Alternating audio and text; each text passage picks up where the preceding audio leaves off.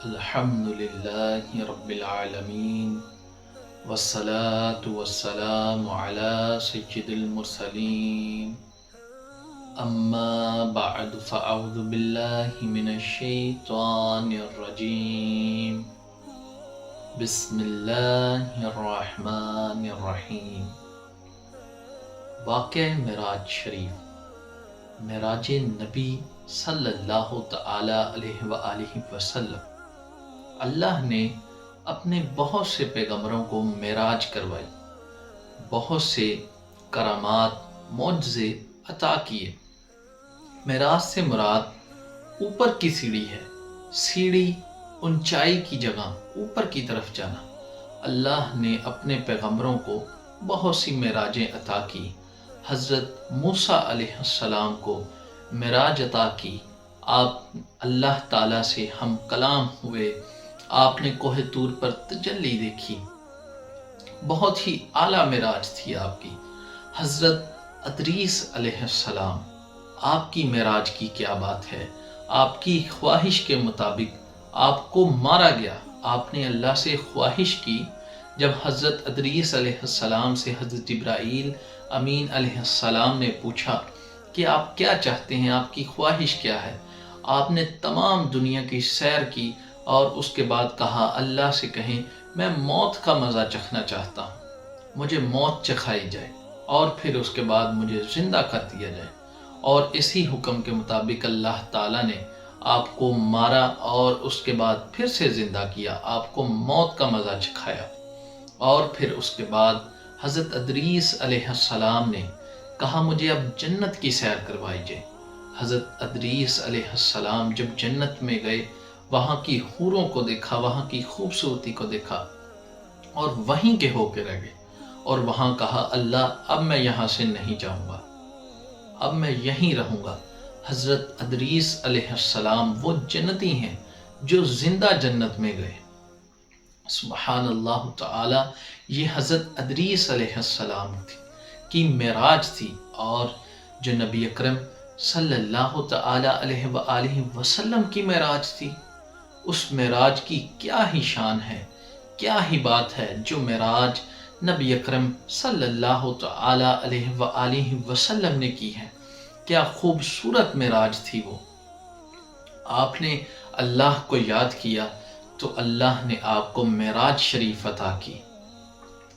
ام ہانیہ کے گھر نبی کریم صلی اللہ تعالی علیہ وآلہ وسلم موجود تھے، تو وہاں حضرت جبرائیل امین علیہ السلام تشریف لائے اور آپ کو کہا اللہ آپ کو یاد کر رہا ہے اور آپ کی معراج کا وقت آ گیا ہے۔ نبی کریم صلی اللہ تعالی علیہ وآلہ وسلم براق پر تشریف آور ہو گئے۔ براق کھچر سے چھوٹا اور گدھے سے بڑا جانور ہے۔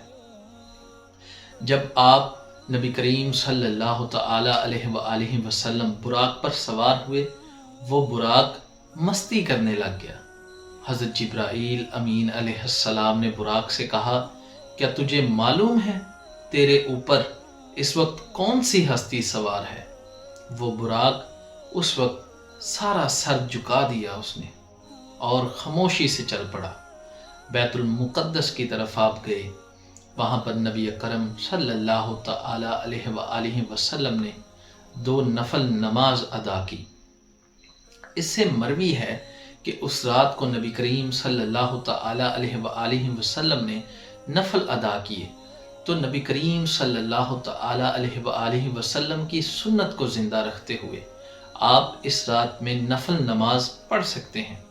وہاں پر نبی کریم صلی اللہ تعالی علیہ وآلہ وسلم نے 2 نفل ادا کیے اور براق کو وہیں پر چھوڑ دیا۔ پھر آپ حضرت جبرائیل امین علیہ السلام کے ساتھ اوپر کی طرف چل دیے۔ آپ جب پہلی جنت میں گئے، وہاں پر حضرت آدم علیہ السلام سے ملاقات کی۔ حضرت آدم علیہ السلام نے آپ کی آمد کی، مرحبا کہا، فرشتوں نے آپ کی آمد کی۔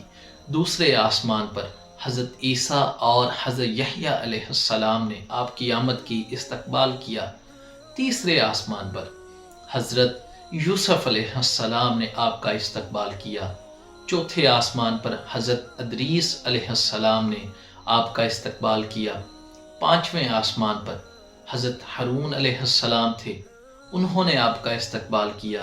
چھٹے آسمان پر حضرت موسیٰ علیہ السلام تھے، جنہوں نے کوہ طور پر اللہ کی صفاتی تجلی کو دیکھا، اور کیا ہی خوب نظر پالی کہ آپ 30 میل کی دوری تک رات کے اندھیرے میں دیکھ لیتے۔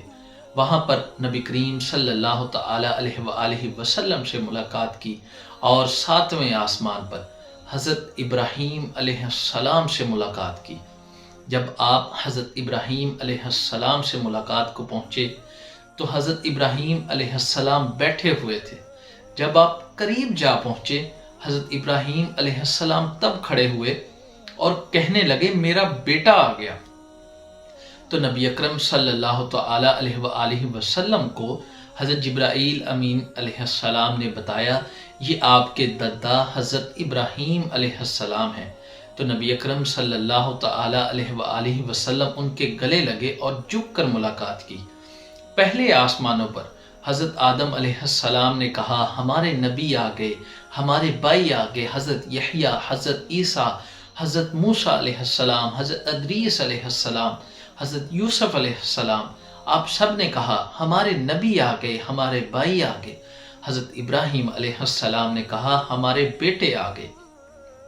یہاں سے والدین کی فرمانی کا بھی، فرمان پر عمل کرنے کا بھی سبق ملتا ہے کہ ماں باپ کی عزت کرنی چاہیے۔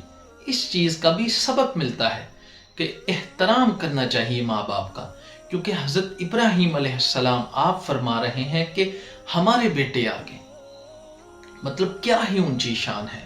وہاں پر جب حضرت ابراہیم علیہ السلام سے ملاقات ہوئی تو حضرت ابراہیم علیہ السلام نے نبی اکرم صلی اللہ تعالی علیہ وآلہ وسلم کو کیا خوبصورت بات کہی۔ آپ نے کہا اے محمد اپنی امت کو میرا سلام کہنا کہ جنت سے ابراہیم علیہ السلام آپ کو سلام کہتے ہیں۔ تو آج میں نے یہ سلام آپ تک پہنچایا، آپ حضرت ابراہیم علیہ السلام کے سلام کا جواب دیں۔ وہاں سے پھر آپ پرواز کر گئے سدرۃ المنتہا پر، وہاں پر جہاں پر جبرائیل امین علیہ السلام کا بارڈر لگا ہوا ہے، وہاں سے حضرت جبرائیل امین علیہ السلام بھی اوپر نہیں جا سکتے۔ حضرت جبرائیل امین علیہ السلام فرماتے یا رسول اللہ بس اگر میں یہاں سے ایک گٹھ بھی اوپر گیا تو میں جل کر راکھ ہو جاؤں گا، میرا ذرہ ذرہ ہو جائے گا۔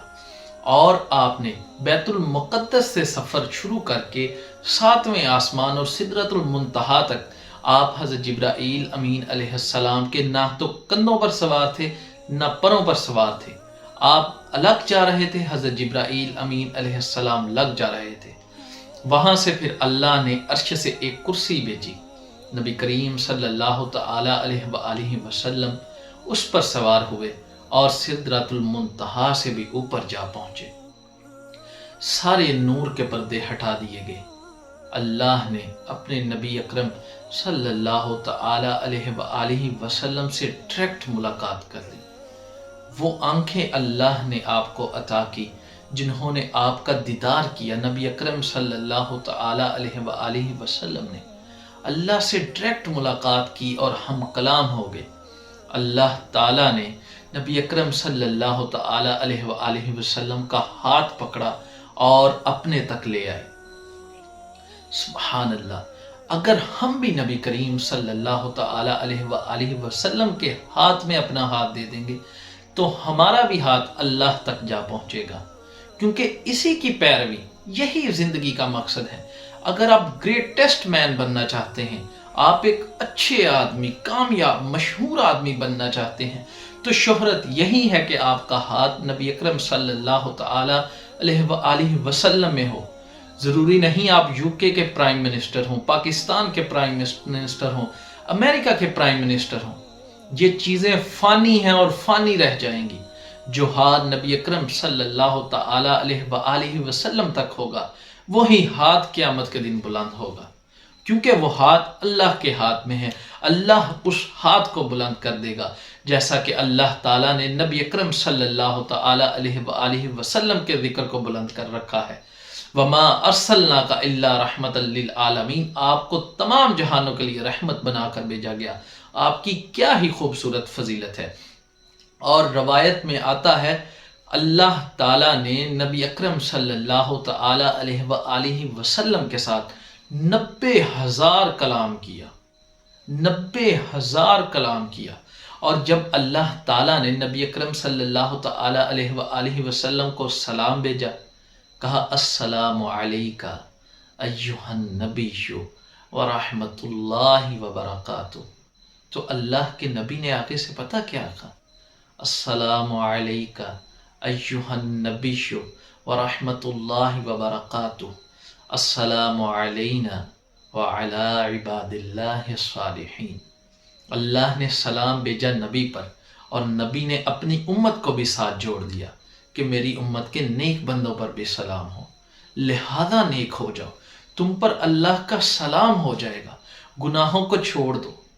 لیکن جب براق پر آپ سوار ہونے لگے تب آپ رک گئے۔ جبرائیل امین علیہ السلام نے کیا کہا؟ آپ نے پوچھا یا رسول اللہ آپ رک کیوں گئے ہیں؟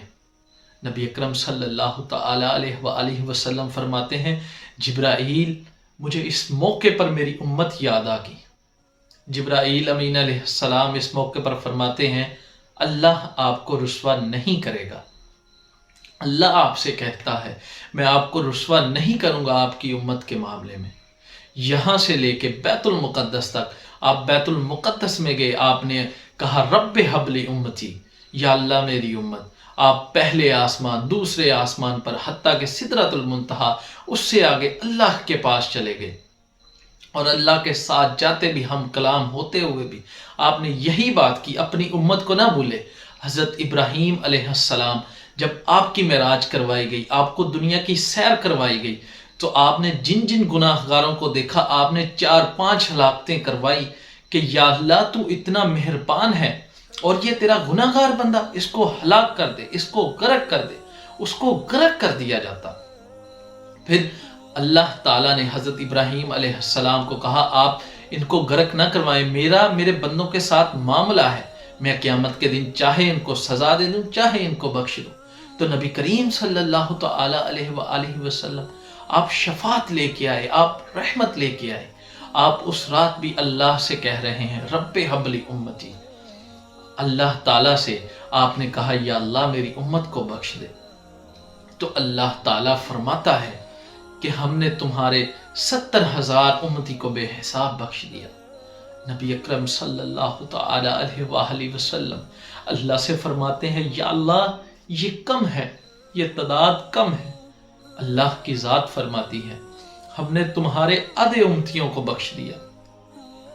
اللہ کے نبی فرماتے ہیں یا اللہ یہ بھی کم ہے۔ نبی اکرم صلی اللہ تعالی علیہ وآلہ وسلم فرماتے ہیں اللہ کی ذات فرما رہی ہے اے نبی یا تو شفاعت لے لو یا آدھی امت کی بخشش لے لو۔ اللہ کے نبی نے کہا آدھی امت آپ نے بخش دی، آدھی کی میں شفاعت لے لیتا ہوں۔ اور اللہ کے نبی فرماتے ہیں میری شفاعت تب تک نہ ختم ہوگی جب تک میں اپنا آخری امتی بھی نہ بخشوا لوں۔ اور ایک ہم ہیں اس سے وفا ہی نہیں کر سکتے، نماز نہیں ادا کر سکتے، اس کی سنت نہیں رکھ سکتے، داڑھی رکھنے پہ اس وقت ماڈل بن رہے ہیں، ہم خط کروا رہے ہیں داڑھی رکھنا، یہ داڑھی نہیں اس کی سنت پر رکھ سکتے۔ یہ ہماری وفائیں ہیں، اور ایک وہ ہے جو لامقا تک جا پہنچا ہے، اللہ کے ہاتھ میں ہاتھ دے دیا ہے، اور کیا بات کر رہا ہے رب حب لی امتی، رب حب لی امتی، رب حب لی امتی، ہماری بخشش مانگی جا رہا ہے۔ رب حب لی امتی کہتے ہوئے پیدا ہوئے، اے امتی تیری قسمت پہ لاکھوں سلام۔ ہم کیسے گناہگار ہیں کہ نبی سے وفا نہیں کر پا رہے، اس کی سنتوں پر عمل نہیں کر پا رہے، اس کی پیروی نہیں کر پا رہے۔ اور ایک اللہ کے نبی پیغمبر تھے جو کہہ رہے ہیں رب حب لی امتی، کیا ہی اونچی شان کی فضیلت والے ہیں کہ ہماری وہاں پر بھی بخشش مانگ رہے تھے۔ سبحان اللہ تعالی۔ وہاں سے آگے آپ کو پھر جنت، جہنم، جنت کی سیر کروائی گئی۔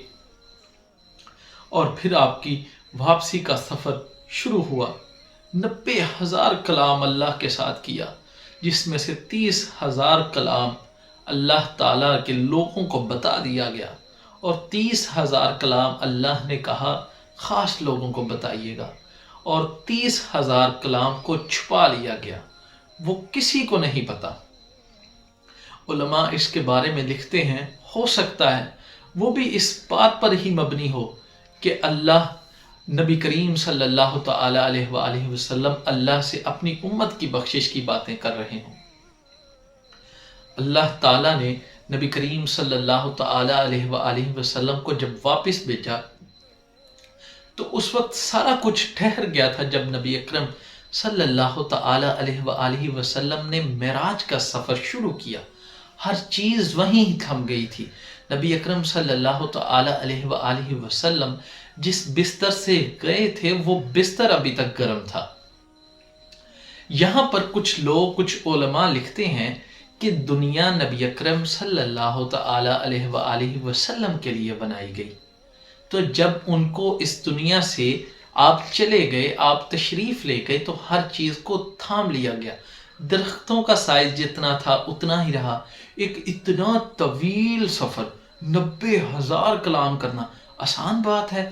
حضرت آدم علیہ السلام سے ملاقات، حضرت موسیٰ علیہ السلام سے ملاقات، حضرت عیسیٰ علیہ السلام، حضرت یوسف علیہ السلام، 1 آسمان، 2 آسمان، 3 آسمان، 4 آسمان، 5 6 7 آسمان، اور تمام فرشتے آپ کو دیکھنے آ رہے ہوں۔ کیا ہی خوبصورت بات ہے۔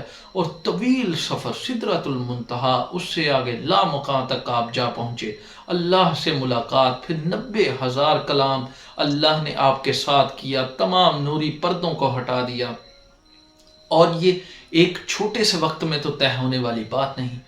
تو علماء لکھتے ہیں کہ اللہ تعالیٰ نے اس وقت دنیا کو روک دیا، کیونکہ نبی اکرم صلی اللہ تعالی علیہ وآلہ وسلم اس وقت معراج پر تشریف لے جا چکے تھے، تو درختوں کا سائز وہیں رہا، کسی کے نہ بال بڑھے نہ ناخن بڑھے، کوئی بھی چیز اپنی جگہ سے نہ ہلی، اور نبی اکرم صلی اللہ تعالی علیہ وآلہ وسلم واپس آ پہنچے تھے۔ اس موقع پر میں آپ سے کہنا چاہوں گا، جو سب سے اس میں دل خراش بات ہے، کیا خوبصورت بات ہے کہ نبی کرم صلی اللہ تعالی علیہ وآلہ وسلم نے ہماری شفاعت، ہماری بخشش مانگی کہ اللہ ہمیں بخش دے، اللہ ہمیں بخش دے، ہمیں کہیں نہ بھولے۔ تو میرے بھائی، آپ بھی اس نبی کو نہ بھولیں، اس سے وفا کریں، اللہ اس کے نبی سے محبت کریں۔ ہمارے کیا معاشرے کو ہو کیا چکا ہے، لڑکیوں سے محبت میں رو رہے ہیں، کاٹ رہے ہیں، اپنے بازو نبزے کاٹ رہے ہیں۔ اللہ کے نبی کے لیے اپنی جان دو، اللہ کی راہ میں جان دو اپنی، اللہ کے نبی سے وفا کرو۔ اللہ ہمیں اپنے نبی سے وفا کرنے کی توفیق عطا فرمائے، اس کی سنتوں پر عمل کرنے کی توفیق عطا فرمائے۔ جزاک اللہ خیرہ۔